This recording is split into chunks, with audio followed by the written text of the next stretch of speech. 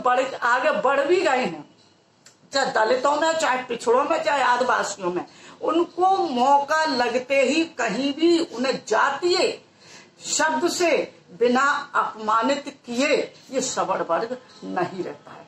और इस तरह से, क्योंकि आरक्षण ही ले लीजिए, आरक्षण किसी की गरीबी के लिए नहीं दिया गया था, उन्हें दिया गया था सत्ता में, शासन में, प्रशासन में उनकी भागीदारी। अगर उनकी भागीदारी नहीं होगी तो वो बिल्कुल अपने लोगों के लिए कहीं से भी आगे नहीं बढ़ा सकते, माँ बाप भी अपने बच्चों को नहीं आगे बढ़ा सकते। वो हमारे संविधान के तहत जो हमें मिला है उसके लिए ही, उसकी वजह से ही कुछ आगे लोग बढ़े हैं, और वही इनको सहन नहीं होता। उसी से इन्हें इतनी नफरत हो रही है कि इन्हें कैसे इनका आरक्षण खत्म किया जाए और कैसे इनको आगे बढ़ने से, इनके बच्चों को पढ़ने से रोका जाए। यही कारण है कि वो अपने बच्चों को बचपन से ये सिखाते हैं कि तुम सवर्ण के हो और तुम उच्च हो, ये निम्न है, और इनके लिए ऐसे बेइज्जत करो, और स्वतः ही बेइज्जत करते हैं। ऐसा लगता है चलते फिरते कहीं नफरत से भरे हुए गुब्बारे चल रहे हैं, और कहीं भी जरा सा हिलने से वो फट पड़ेंगे। तो इस तरह कैसा समाज बनना है जहां मानवीय दर्जा समान ना हो, जातीयता में मानवीय दर्जा बटा हुआ, किस समाज का निर्माण कर रहे हैं? सबका वोट लेके सत्ता में बैठे और वही सत्ता उनके साथ भेदभाव करती है और उनको आगे नहीं बढ़ने देती है।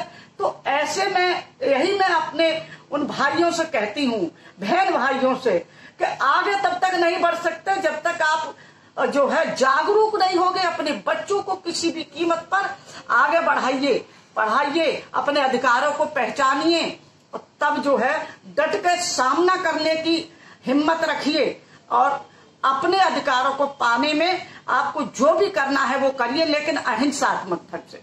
कभी हिंसा का कभी सहारा मत लेना, लेकिन अपने अधिकारों को लेने के लिए, मांगने, छीनने के लिए पीछे मत हटना। ये बहुत आवश्यक है। ये अपने बच्चों को ये बता दो कि हमारा कितना कुछ समाज में हिस्सेदारी है, कितनी सत्ता में हमारी हिस्सेदारी है, क्योंकि संसाधनों पर सबका समान अधिकार है।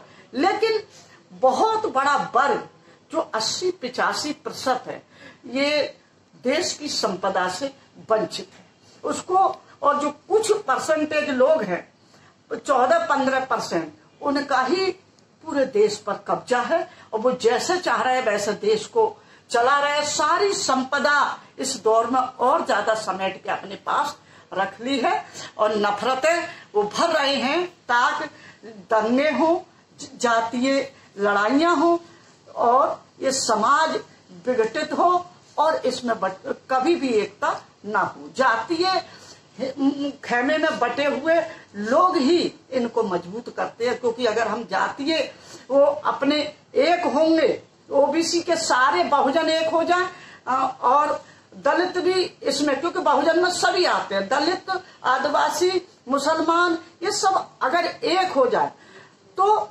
किसी की हिम्मत नहीं कि इन संसाधनों को हमारी हिस्सेदारी कोई छीन ले, और हमें प्राप्त करना है, हर हालत में आगे बढ़ना है।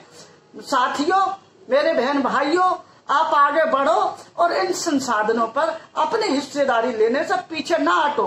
खाली व्हाट्सएप मत चलाओ, आप आगे बढ़िए, अपने संगठनों को मजबूत करिए, यहाँ तक जातीय संगठन भी मजबूत करिए, ताकि आपका शोषण जातीय आधार पर वहां नहीं हो सके जहां पिट पिट के हत्याएं हो जाती हैं।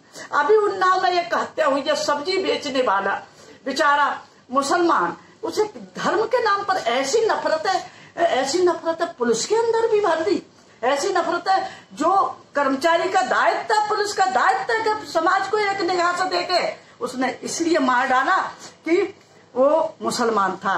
अब पीट पीट के कितनी जघन्य हत्या है, कल्पना से भी कोई आदमी कितना सिहर जाता है। ऐसे ही रिवाड़ी में एक व्यक्ति जो मुसलमान था, पीट पीट के समाज ने हत्या कर दी।